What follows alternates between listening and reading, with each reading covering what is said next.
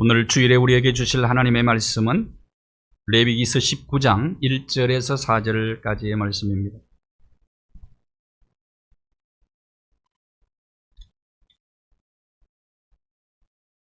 레위기서 19장 1절에서 4절까지의 말씀 함께 봉독하겠습니다. 여호와께서 모세에게 말씀하여 이르시되 너는 이스라엘 자손의 온 회중에게 말하여 이르라. 너희는 거룩하라. 이는 나 여호와 너희 하나님이 거룩함이니라. 너희 각 사람은 부모를 경외하고 나의 안식일을 지키라. 나는 너희의 하나님 여호와이니라. 너희는 헛된 것들에게로 향하지 말며 너희를 위하여 신상들을 부어 만들지 말라. 나는 너희의 하나님 여호와이니라. 아멘. 찬양하나 하겠습니다. 나의 힘이 되신 여호와여, 찬양합니다.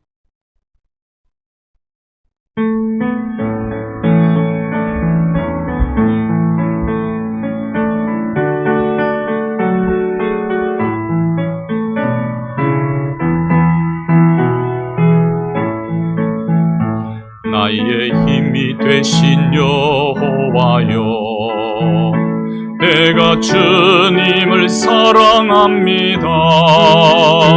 주는 나의 반석이시며 나의 요새시라. 주는 나를 건지시는 나의 주, 나의 하나님, 나의 피할 바위시요 나의 방패시라. 나의 하나님, 나의 하나님,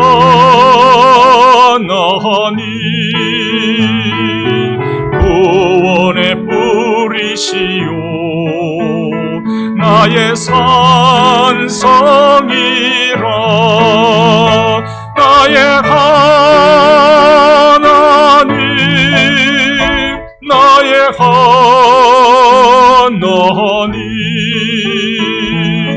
그는 나의 여호와, 나의 구세주, 나의 생명이신 여호와여, 내가 주님을 찬양합니다. 주는 나의 사랑이시며 나의 의지시라. 주는 나를 이끄시어 주의 길 인도하시며 나의 생의 목자 되시니 내가 따르리라. 나의 하나님, 나의 하나님, 생명의 면류관으로 내게 씌우소서. 나의 하나님, 나의 하나님,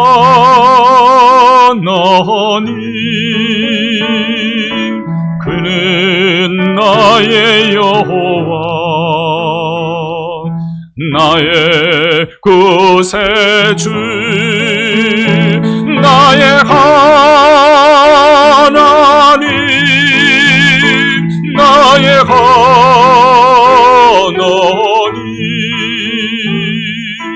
그는 나의 여호와, 나의 구세주.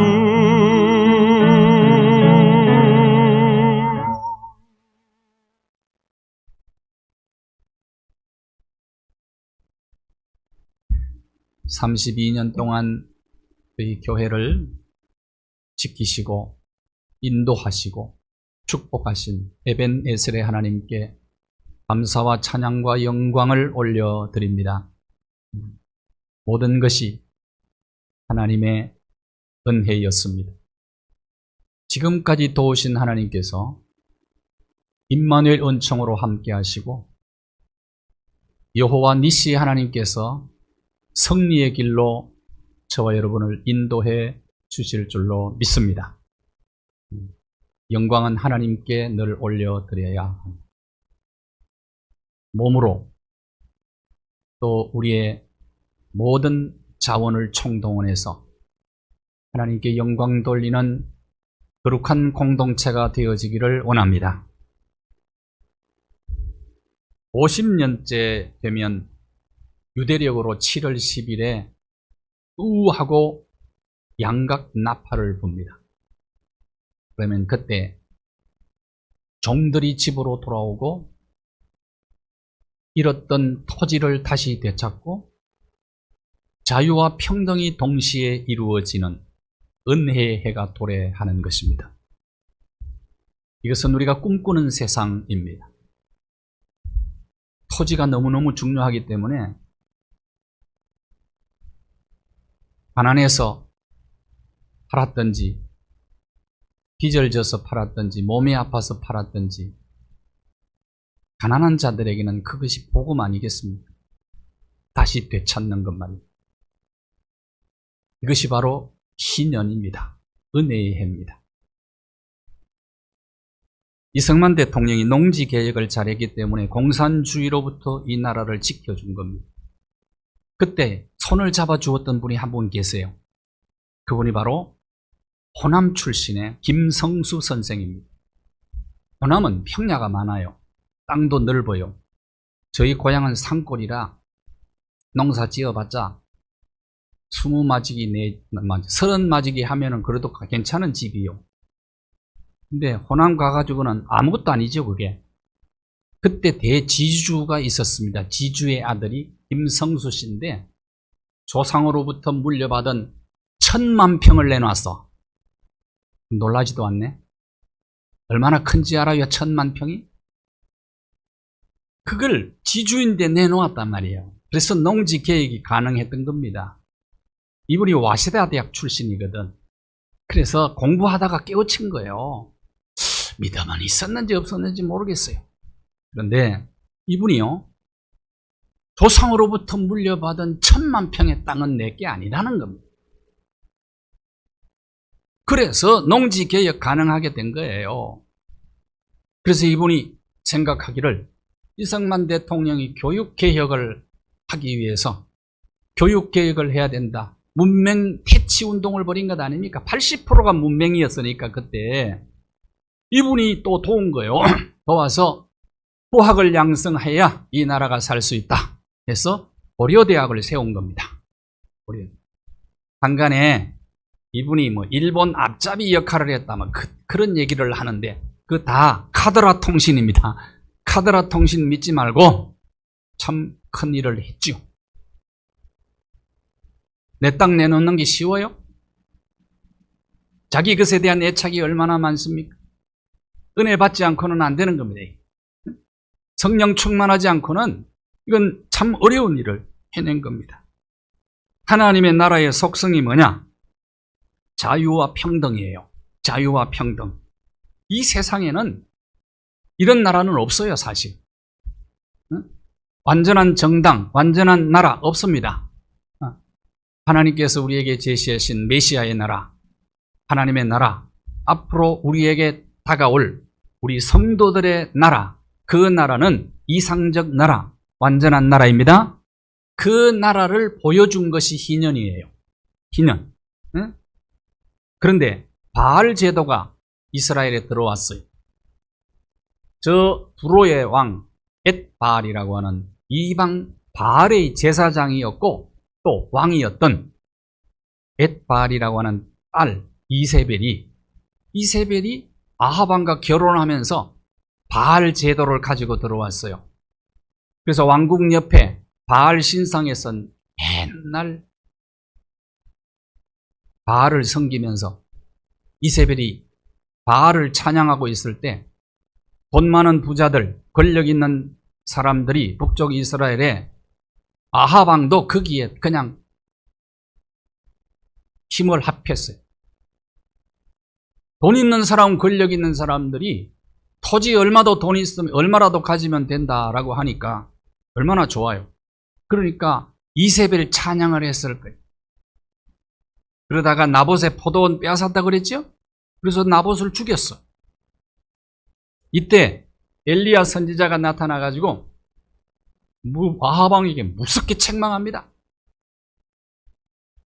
조상에게 물려받은 땅을 팔고 사고 할 수 없는 것 왕이 알고 있지 않습니까?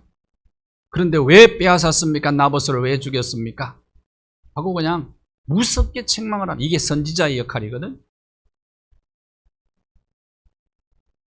오늘날 목사님들이 이 역할을 해야 돼요. 대통령이 잘못할 때, 나라가 잘못할 때, 정치인들이 잘못할 때 무섭게 책망해야 합니다. 특히 나는 큰 교회 목사님들이 좀 힘있는 목사님들이 앞장서가지고 이 일을 했으면 좋겠는데 이상한 정교 분리의 원칙을 잘못 이해를 하고 이 일을 안 하고 직무유기를 하고 있습니다. 나는 목사님들이 이 일을 해야 된다고 봅니다. 왜? 구약시대에 하나님의 종들이 이 일을 했거든요. 목숨 걸고 했잖아요. 아하방에게 당신의 아내가 나봇을 그렇게 죽여서 개들이 나봇의 피를 핥은 그곳에서 당신의 아내가 그렇게 죽을 거라고 엘리야 선지자가 그냥 무섭게 책망합니다. 그래서 결국은 예후가 반란을 일으키죠. 혁명을 일으켜가지고 이세벨 체포하러 올라갑니다. 2층 다락방에 2층 집에 올라갔더니 이세벨이 그때 루저치라고 눈썹 그리고 앉아있어. 저 죽을 줄도 모르고 들어서 창문 밖으로 집어 던져버렸어. 예후가. 결국은 개들이 와서 피를 핥다. 그런데도 불구하고 그 이후에 아합 이후의 왕들이 계속해서 바알 제도를 따라 나라를 다스리는 거예요. 선지자들은 피를 토하면서 그러면 나라 망한다는 거예요. 이 길 가면 나라가 망한다는 거예요. 하나님 잘 믿는 사람은 전부 애국자가 될 수밖에 없는 겁니다. 그런데도 선지자들의 얘기를 안 들어. 선지자들이 그러면 감옥에 가두어 버려. 그리고 칼로 톱으로 켜서 죽여. 예레미야 선지자는 이대로 가면 나라 망한다 그러다가 맨날 나가면은 얻어 터져. 결혼도 안 하고 위로해 줄 마누라도 없는데 집에 들어오면 너무 외로워가지고 다시는 내가 이런 얘기 안 한다. 그러면 내 심령이 불붙는 것 같아서 답답하여 못 견딘다. 그래서 나가서 또 전하는 거야. 또 전하. 결국은 선지자와 종교 지도자들의 얘기를 안 듣고 나라가 그 길을 걷다가 바알의 길을 걷다가 주전 722년에 아수르 제국에 의해서 완전히 멸망당하고 지금까지 나라가 회복이 안 되고 완전히 사라져버렸어요. 이 길 걸으면 안 됩니다. 나라는 이 길 걸으면 나라도 망한다 이 말이에요. 개인도 마찬가지고 성경은 이걸 얘기해 주는 거예요. 그래서 토지제도가 성경의 토지제도가 너무 중요한 거죠. 예수님께서요 나사렛 고향 회당에 들어가셔서 그때는 설교를 안 하시고 회당에 들어가서 누가복음 4장 16절 회당에 들어가셔서 성경을 읽으셨어요. 유대인의 회당은 시나고그라 그러는데 시나고그는 중요한 그들의 삶의 센터였습니다. 예루살렘에 사는 사람들은 예루살렘 성전 중심으로 했고 그 다음에 멀리 떨어져 있는 지방에서는 회당을 지어서 그곳에서 교육을 하고 종교 행사를 하고 민족 문화와 정신을 가르쳤어요. 그래서 아주 중요한 역할을 했던 것이 회당입니다. 유대인들이요 디투스에 의해서 AD 70년에 남유다까지 다 망하잖아요. 망해. 포로에서 돌아와서도 정신을 못 차렸어요. 바벨론 포로에서 돌아와서. 참 사람이 철나는 게 참 그렇게 어려운가 봐. 사람 잘 안 변해요. 좀처럼 안 변한 게 사람입니다. 보고도 못 깨닫고 부딪히고도 얻어맞고도 죽을 고비를 넘겨도 못 깨달아요. 못 깨달아. 인간이요. 그래서 AD 70년에 티투스에서 나라가 완전히 망하고 성전 불타고 성전 돌 위에 돌 하나도 남지 않고 로마 군인들이 와가지고 성전 돌 사이에 있는 금 다 빼앗아가지고 도망가고 도무지 살 수가 없어서 나라 없이 2000년 동안 흩어져 가지고 삽니다. 2000년 동안. 1948년도에 독립할 때까지. 그런데 회당이 있었기 때문에 유대인들이 정체성을 유지했던 거예요. 예수님께서 고향 나사렛 회당에 가셔가지고 성경을 딱 펴서 읽었는데 어디 성경이냐? 이사야 61장 희년에 대한 성경을 펴서 읽는 겁니다. 여러분, 그때는 두루마리로 돼 있어요. 성경이. 양피지, 양 가죽으로 만든 거니까 이사야 두루마리가 얼마나 크겠어요? 그래서 혼자 펼 수도 없어요. 그래서 세 사람이 필요해. 두루마리를 걸려면 한 사람은 펴고 한 사람 또 감아줘야 돼. 예수님이 읽으셨겠죠. 읽으셨는데 이사야 61장을 읽으신 겁니다. 유대인들에게 회당은 그렇게 중요한 역할을 했던 거예요. 여기서 철저히 종교 교육과 다른 학문도 여기서 공부한 거예요. 나라 없이 2000년 동안 10가정만 모이면 회당 하나를 세우는 겁니다. 그래서 유대인들이 노벨상을 휩쓸었어. 중국은 노벨상 딱 하나 받았더라고요. 1972년부터 30년 동안 연구를 한 여자 과학자인데 개똥쑥을 연구를 해가지고 아르테미니신인가 뭐 이렇게 거기서 발견을 해가지고 이것이 모기가 옮기는 말라리아 같은 병을 치료하는 특효약이라 이거예요. 근데 보니까 동의보감에 그게 이미 나와 있어. 억울하죠. 저 지하에서 흑윤이가 탄식을 하고 있을 거예요. 우리가 받아야 될 상인데 중국이 받은 거예요. 뭐라고요? 개똥쑥을 연구해가지고. 개똥쑥 아주 흔한 게 우리 많습니다. 우리도. 미국의 어느 대학에서 이걸 연구를 해서 아르테미신이니까 이게 철하고 딱 합쳐지면 항암 효과가 일반 약보다 34,000배 높다 그래요. 34,000배. 예배 마치고 개똥쑥 뜯으러 가시기 바랍니다.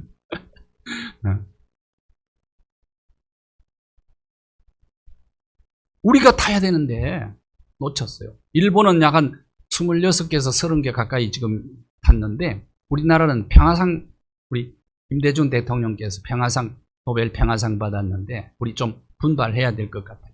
근데 회당의 역할이 이만큼 중요했다. 거기서 학문도 하고 성경도 가르치고 그렇게 한 거예요. 예수님께서 이사야의 글을 읽었어요. 자, 보십시오. 어떤 글을 읽으셨는가? 누가복음 4장 18절과 19절 말씀입니다. 주의 성령이 내게 임하셨으니, 이것은 이사야 61장 1절에 의하여 주의 성령이 내게 임하심으로 은혜의 해를 선포해 하는데, 그 은혜의 해가 뭐냐? 가난한 자에게 복음이 선포되는데 눌린 자, 갇힌 자에게 자유를 선포하는, 이게 바로 은혜의 해, 희년을 선포하는 겁니다. 희년. 다시 말하면 하나님의 나라, 이상적인 나라, 그 나라를 선포하기 위해서 예수님이 오셨다는 거예요. 잃어버린 희년을 회복하기 위해서 예수님이 오셨다. 이 땅에 예수님이 오신 가장 중요한 목적을 밝힌 것입니다. 누가복음 4장 21절, 우리 같이 한번 읽을까요? 누가복음 4장 21절. 예수님께서 성경을 읽고 이렇게 말씀하셨어요. 같이 읽습니다. 시작. 이 글이 오늘 너희 귀에 응하였느니라. 아주 중요한 말씀입니다. 이사야 61장이 이루어졌다. 나를 통해서 이루어졌다. 예수님께서 십자가에 달려 돌아가실 때 7마디 말씀을 가상칠언이라 그러는데 거기에서 하신 다 이루었다라는 말씀이 가장 중요한 말씀입니다. 다 이루었다. 다 이루었다. 테텔레스 타이, 값을 다 치루었다. 다 이루었다. 이것이 예수님의 생애와 예수님 당신을 이렇게 여러분 꼭 짜면은 액기스 한 방울 딱 떨어지면 그 메시지가 뭐냐? 다 이루었다는 메시지다. 신구약 성경의 가장 중요한 말씀이라고 저는 말씀드릴 수가 있습니다. 다 한번 해봅시다. 다 이루었다. 다 이루었다. 그예요.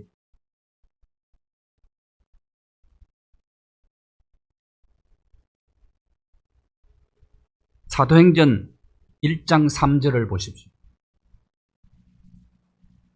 예수님께서 부활하신 이후에 사도행전 1장 3절 넘겨주실까? 기록이 안 됐나요? 네. 사도행전 1장 3절. 예수님께서 부활하신 이후에 40일 동안 이 세상에 계시면서 뭘 하셨어요? 하나님의 나라의 일을 말씀하셨다. 그것이 바로 은혜의 해를 얘기합니다. 제자들은 언제 이스라엘이 회복됩니까?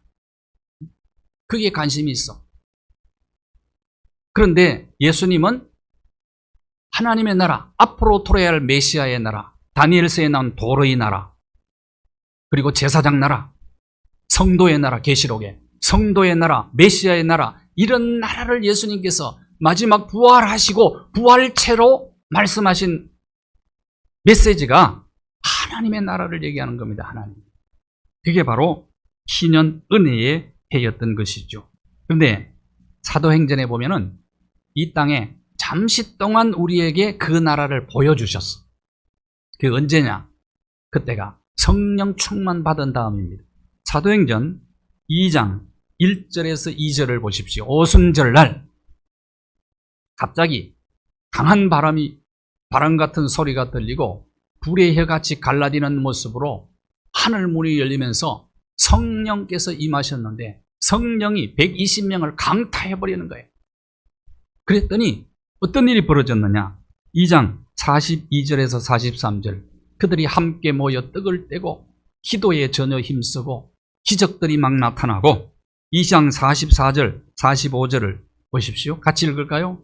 자, 2장 44절, 45절 시작.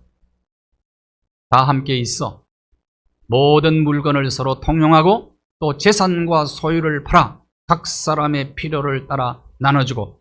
이런 삶이 쉬워요, 어려워요? 가능해요, 불가능해요? 자, 이 말씀 그대로 순종합시다. 여러분 재산 다 팔아서 가져오세요. 소유 다 팔아서 가져오세요. 현실성이 없잖아요. 불가능한 일이잖아요. 모금을 할 때도 조금 모금하는 것도 힘든데, 그런데 이게 잠깐 동안 역사 속에서 이루어진 거야. 공산주의가 여기서 나왔어. 칼 막스가 이것 갖고 만든 게 공산주의입니다. 네? 매력이 있다니까 공산주의가. 그래서 유럽이 공산주의를 선택한 겁니다. 어떻게 보면은 한때는요 공산주의가 빨간 그 지도를, 우리 지도, 세계 지도를 다 덮으려고 했었어요. 그래서 사도들 발 앞에 가지고 나와가지고 다 판 거 다 갖다 놓고 함께 서로 니것 내것 없이 각자의 필요를 따라 나누어주는. 그런데 문제는 공산주의에 왜 문제가 있습니까? 우린 공산주의를 눈으로 다 보았잖아요. 가장 가까운, 가장 지독한 공산주의, 즉 북한이 지금 저 있는 거예요. 지금 보니까 기미만 보이면 핵을 버튼 누르겠다는 거예요. 북한에서 난파 공작을 키워가지고 파송했던 사람이 지금 와가지고 유튜브 방송도 하고 그러더라고요. 그 사람이 그러는데 김정은이 자기가 너무 잘하는데 또라이 중에 또라이래요. 그래서 이게 잘못하면 누른다는 거예요, 이게. 기미만 보이면 누르겠다고 전당대회, 전국 대회에서 법으로 제정을 해놨어요, 며칠 전에. 자, 하나님 없는 평등은 매력적이잖아요. 공산주의도 매력적이죠. 그런데 말씀드렸죠. 1945년 우리가 해방 이후에 이 남로당 박헌영이가 앞장서가지고, 김일성 오봉이었어요. 앞장서가지고 남로당 공산주의가 78% 정도까지 기울어졌어요. 사상적으로 우리나라가. 특히 지식인들이 많이 기울어졌다. 왜? 매력이 있거든. 토지 계획을 북한이 먼저 했어요. 그러나 물론 무상몰수, 무상분배. 그러면 더 매력이 있는 거죠, 겉으로 보기에는. 이제 그때 북한은 지금 어떻게 됐습니까? 하나님 없는 평등을 주장하니까 하나님 없는 평등은 함께 굶는 평등이지. 그러니까 시스템이 바뀌어야 돼. 북한은 시스템이 바뀌어야 돼. 북한이 시스템 바뀌려면 1907년도에 강타했던 성령께서 북한을 강타해버려야 돼.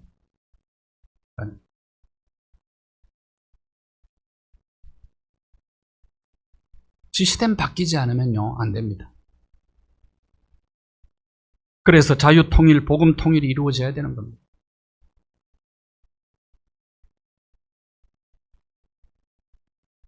함께 굶는 평등이 좋아요?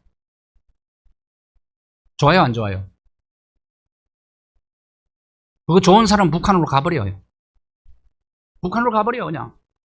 이승만 대통령이 그랬어요. 가라, 북한으로. 그러면 그때 몇만 명 갔지.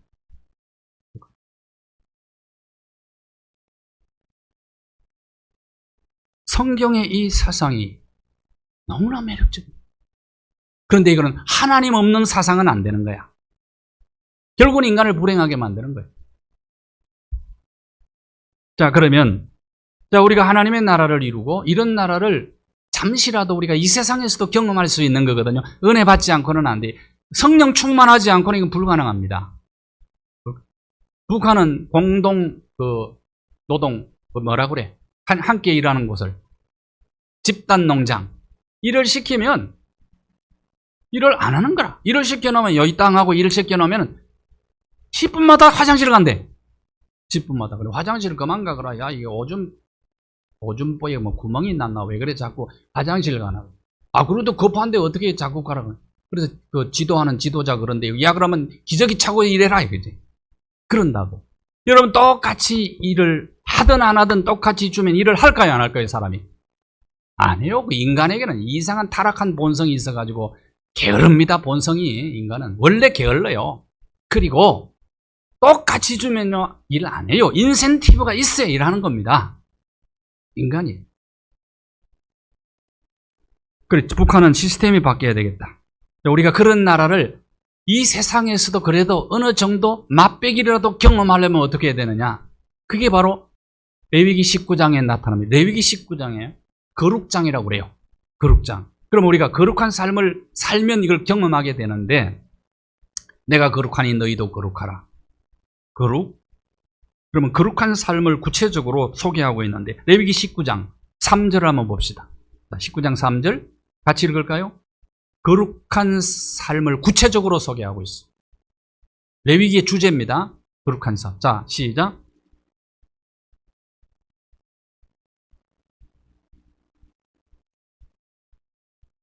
뭐를 하라고요?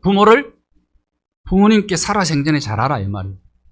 언젠가는 공자가 죽어야 나라가 산다는 책이 나왔었어요. 베스트셀러가 됐어요. 요새는 뭐 주자가 죽어야 나라가 산다, 뭐 그런 말도 하더라. 부모님 살아생전에 잘해야 돼요. 맛있는 것도 해드리고, 예쁜 옷도 좀 사드리고, 같이 좀 나들이도 하고.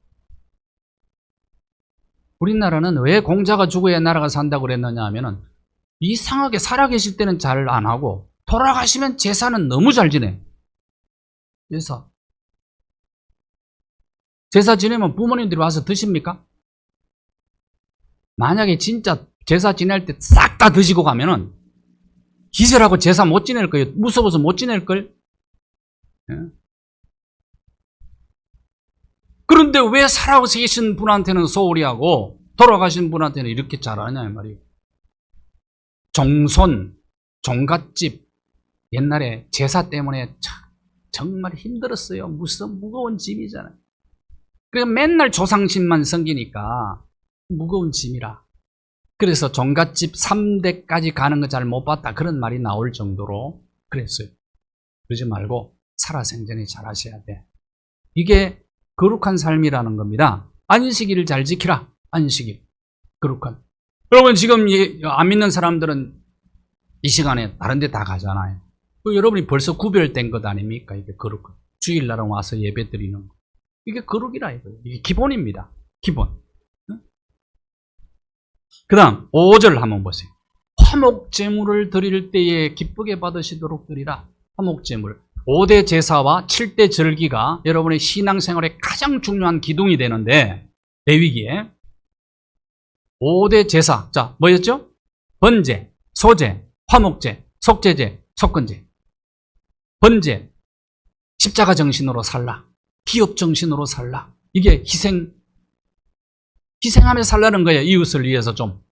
이게 번제, 소제. 고운 밀가루로 드리니 너의 삶이 아름다워야 된다는 거예요. 너의 삶이 향기로워야 된다는 거예요. 이게 거룩이라. 그래서 그리스도의 편지가 되고 예수님의 생명의 향기가 우리가 되어야 한다 이거예요. 그 다음에 속죄제, 화목제. 화목제는 뭐냐면 제사 드리고 고기 나눠 먹어요. 나눠 먹는데 소 한 마리 잡으면 동네 잔치해가지고 그날 다 나눠 먹어. 남겨두면 썩잖아. 그래서 그걸 금합니다. 절대로 3일까지 가면 안 되는 거예요. 화목제는. 그래서 형제끼리 잘 지내야 돼. 모든 축복은 관계를 통해서 옵니다. 우리 교회가 이제 공동체잖아요. 거룩한 공교회잖아요. 여러분이 해야 될 일입니다. 교회 안에서 할 수 있으면 이웃이 잘못된 거 흠 잡으려고 그러지 말고, 흠을 잡지 말고 하나님의 약속의 말씀을 붙잡고, 될 수 있으면 용서하고 이해하고 격려하고 친절하게 대하고 이렇게 하고, 이게 화목. 예수님께서 제물을 드리려고 와서 예배 드리러 올 때 제물을 가지고 오다가 형제에게 원망 들을 만한 일이 생각나거든 제물을 그 자리에 두고 돌아가서 형제와 화목하고 와서 드리라. 화목. 그렇지 않으면 불안한 상태에서 예배 드리면 그 예배 하나님 안 받으시겠다는 거예요. 이게 거룩이에요.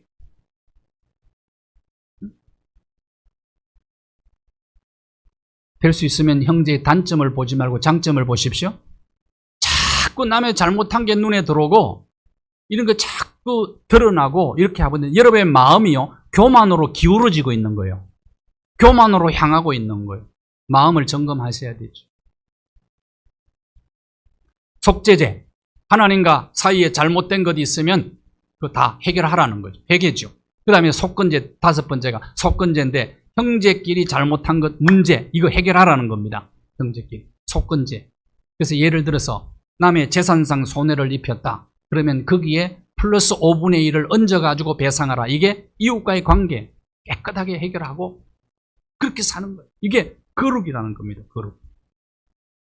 그 다음에 중요한 거룩의 항목을 소개하는데 19장 9절과 10절입니다.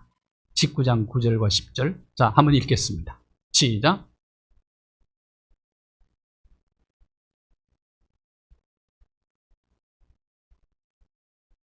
자, 곡식 뺄 때 어디를 남겨두라고요? 모퉁이 좀 남겨둬라. 그 다음에 이삭 떨어진 거 줍지 말라. 누구를 위하여? 가난한 사람과 나그네를 위하여.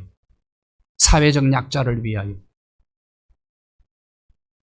여러분, 우리 학생들 왔는데 학생들 왜 공부하나요? 학생들 공부 왜 해요?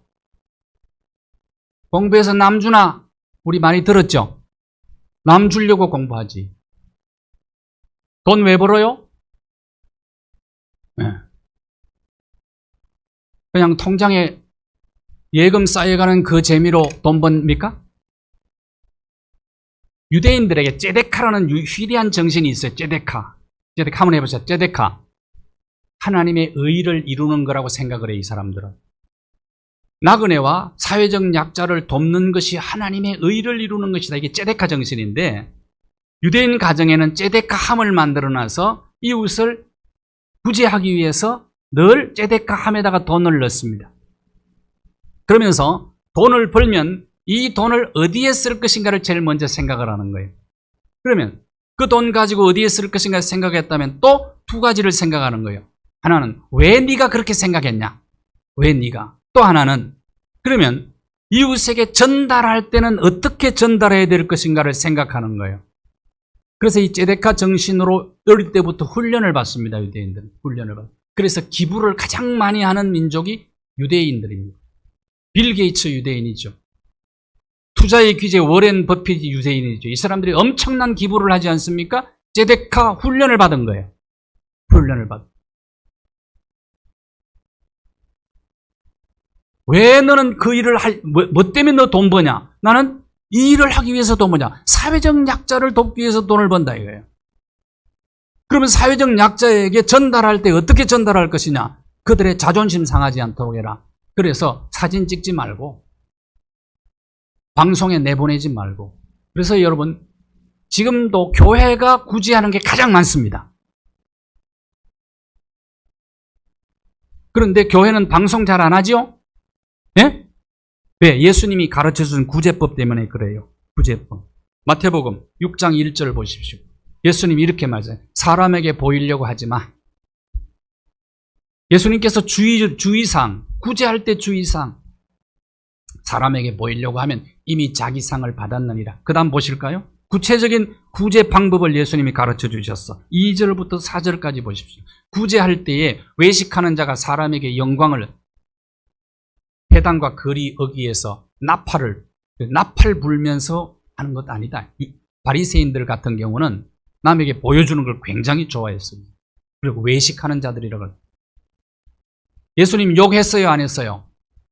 예수님. 예? 목사가 욕하면 하면 큰일 나는 줄 아는데, 근데 욕해도 예수님도 했으니까 해도 되겠죠? 저는 강대상에서 한 번도 안 했는데, 어떤 목사님은 그냥 쌍욕을 하는 분들도 있어.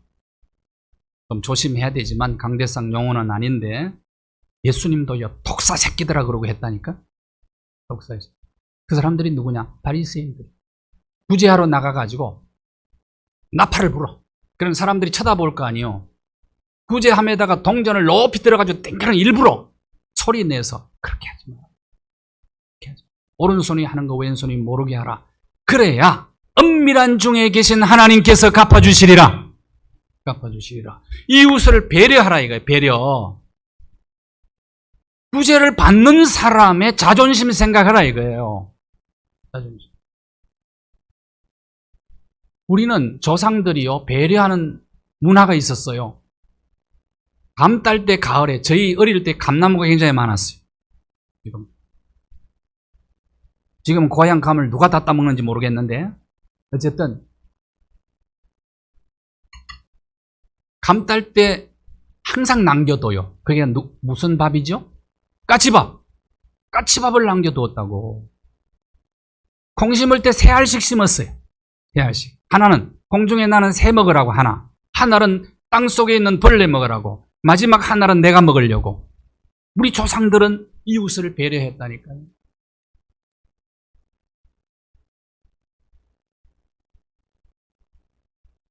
거룩이 뭡니까? 남과 다르게 사는 게 뭐냐고요. 교회와 정말 한국 교회 크리스찬들이 이렇게 살면 세상 변합니다. 세상이 이렇게 된 건요, 다른 탓하지 말자고요. 다른 탓하지 말자고.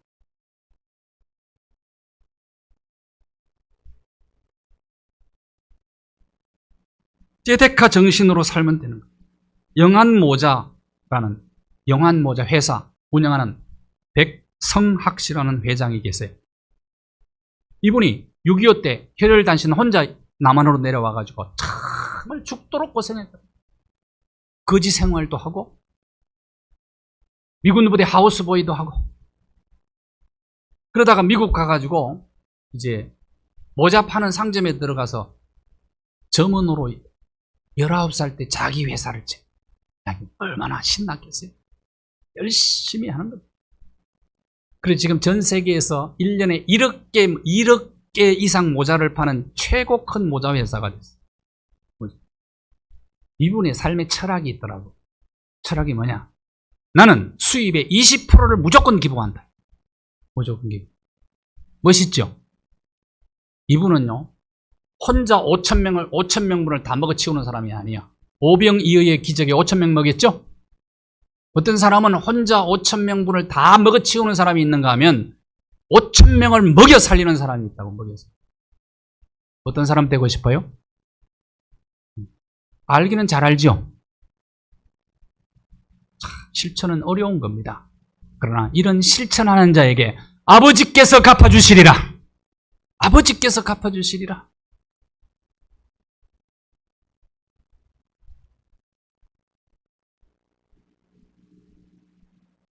레위기 19장 11절을 보십시오. 아주 구체적이에요. 거룩한 생활을 구체적으로 도둑질하지 말아라. 속이지 말아라. 거짓말하지 말아라.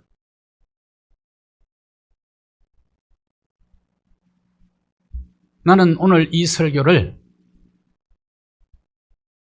저 여당의 전 대표가 들었으면 좋겠고 지금 야당 대표가 들었으면 좋겠어요. 어떻게 눈 하나 안 깜짝거리고 그렇게 거짓말을 잘합니까? 얼굴에 철판 깔고 양심에 철판을 깔아.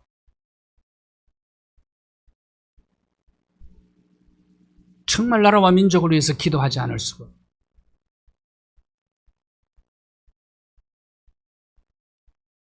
정직과 진실이 거룩한 생활의 핵심이다. 같이 합시다. 정직과 진실이 거룩한 생활의 핵심이다. 네. 예수 믿는 게 이런 삶이다. 어렵게 생각하지 말아요. 예수 잘 믿는 게 뭡니까? 다 같이 합시다. 예수 잘 믿읍시다. 예수 잘 믿읍시다. 예수 잘 믿는 게 이런 거 아니냐 이 말이에요.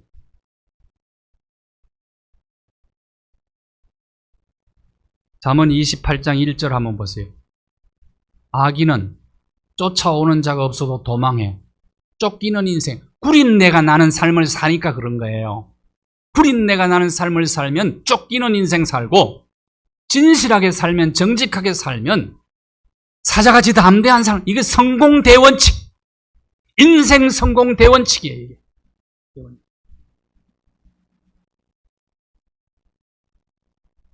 레위기 19장 18절. 원수를 갚지 말고 동포를 원망하지 말고 이웃 사랑하기를 어떻게 하라고요? 예, 이것이 율법과 선지자의 대강령이다. 하나님을 사랑하고 이웃 사랑. 레위기의 이 법칙을 잘 지켜 행하는 저와 여러분 되어지기를 바랍니다. 우리가 거룩한 백성이 되어서 거룩한 길 걸어가면 이 땅을 살아도 하나님이 디자인하신 이상적인 나라를 경험하며 오늘 살아갈 수가 있어요. 다가올 하나님의 나라를 오늘 앞당겨서 하나님의 나라와 이 세상을 동시에 살아가는 우리 교회 공동체가 되어지기를 주님의 이름으로 축복합니다. 감사합니다. 레위기의 말씀 쉬운 것이 아니지만 성령 하나님 은혜를 주셔서 이 말씀의 원리를 잘 지켜 행함으로 거룩한 백성 되어 거룩한 길을 걸어가는 우리가 되게 하여 주옵소서. 그리하여 세상 속에 생명의 향기를 바라는 아름다운 생 살아가도록 축복하여 주옵소서. 예수 그리스도의 이름으로 기도하옵나이다. 아멘.